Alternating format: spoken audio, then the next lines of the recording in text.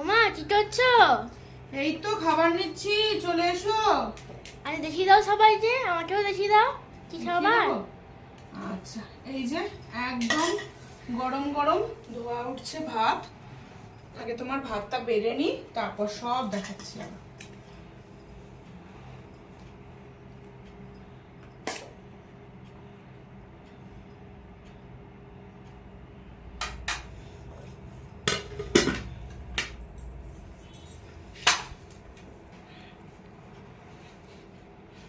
আচ্ছা, ভাত হয়ে গেল। এটা হচ্ছে আলু উচ্ছে ভাজা। এটা অল্প করেই করেছি, জানি না তুমি খাবে কি না খাবে। তুমি না খেলে আমি আর মামাই খেয়ে নেবো। না আমি খাবো না। ঠিক আছে। আর এটা হচ্ছে কলমি শাক।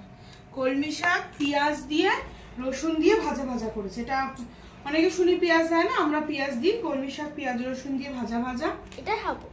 এটা খাবে? আচ্ছা। আর এটা করেছি ইলিশ মাছ।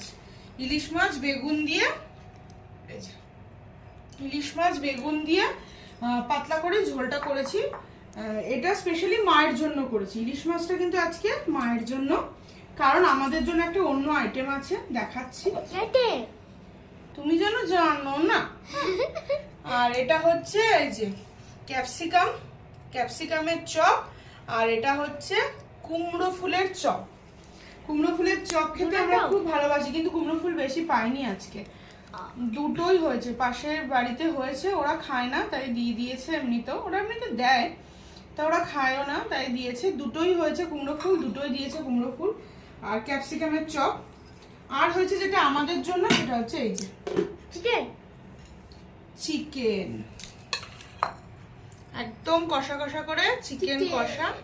এই যে লেগ, ও তো তোমরা জানো কাল বিরিয়ানিতে লেগ পাইনি, এখানেই ওর দুটো লেগ আছে।